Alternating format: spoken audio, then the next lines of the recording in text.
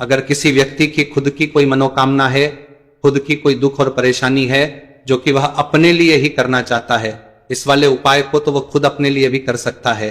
बाकी अगर कोई घर में से ऐसा है जो कि अपने पूरे घर परिवार की सुख और शांति के लिए ये वाला उपाय करना चाहता है, तो भाई वह भी कर सकता है, उसमें भी दिक्कत वाली बात नहीं है। कहने का मतलब यह है कि इस उपाय को हर एक सदस्य भी कर सकता है और पूरे घर परिवार के सदस्य के लिए घर की बड़ी माताओं बहनों में से कोई एक माता बहन भी कर सकती है। माताएं बहनें अगर घर में उपस्थित ना हो या वह ये वाला उपाय ना कर पा रही हो, तो फिर घर का कोई बड़ा सदस्य भी इस एक छुटकी हल्दी वाला उपाय को कर सकता है, चाहे फिर वह पुरुष ही क्यों ना हो, उसमें कोई भी दिक्कत वाली बात नहीं है। अब दोस्त, जो अगला प्रश्न निकल कर आता है वह यह आता है इस उपाय को लेकर के आखिर इस उपाय को हमें किस समय करना है, सुबह के समय करना है कि शाम के समय करना है?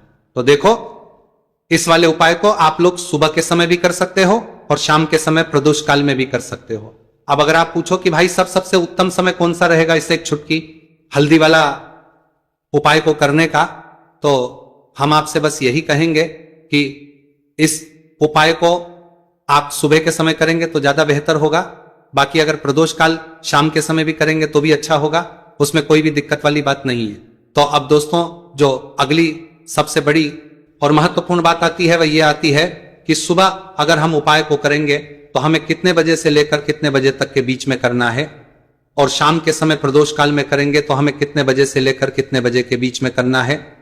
तो देखो, सुबह जितनी जल्दी हो सके आप उपाय को करने की कोशिश करना।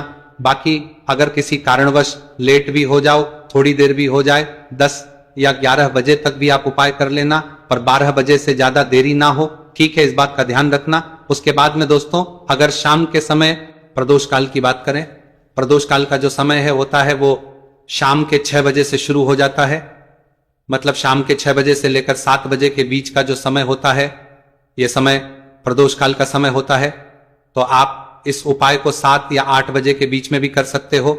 मतलब शाम के 6 बजे से रात 8 बजे के बीच में आप कभी भी इस वाले उपाय को कर सकते हो, उसमें कोई भी वाली बात नहीं है। तो हल्दी जो कि सीधे सीधे जुड़ी हुई है श्री हरि विष्णु से, हल्दी जो कि सौभाग्य का प्रतीक है, हल्दी धन को खींचने का काम करती है, हल्दी धन में वृद्धि करती है, पैसे को बढ़ाती है और हल्दी शुभता लाती है। इसीलिए हम कोई भी शुभ काम करते हैं उसमें सबसे पहले हल्दी का उपयोग करते हैं। कोई भी पूजा पाठ हो, विवाह हो, गृह प्रवेश हो, सबसे पहले हम हल्दी को ही लेते हैं, क्योंकि जहां पर आप हल्दी को ले लेते हैं वहां समझ लीजिए आप घर में सुख और समृद्धि बढ़ती चली जाती है, और जितनी भी नेगेटिव चीजें होती है, जो बुरी शक्तियां होती है, जो नकारात्मक ऊर्जा होती है, तुरंत आपके घर से दूर होती है।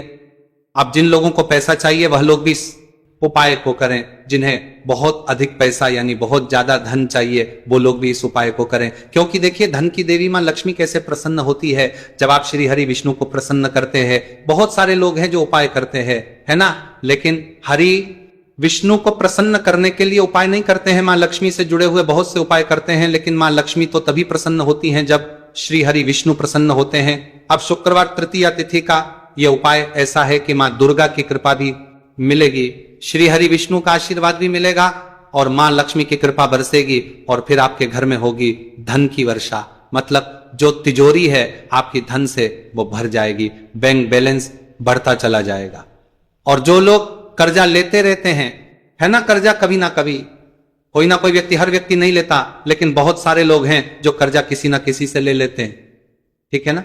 जरूरत ही ऐसी पड़ जाती है कि कर्जा लेना पड़ जाता है, और कभी कभी तो उस कर्जे में इतना फंस जाते हैं कि बाहर निकलना मुश्किल होता है, कोई रास्ता नजर नहीं आता है कि कैसे इस कर्जे से बाहर निकलें, कैसे जीवन के दुखों का अंत करें।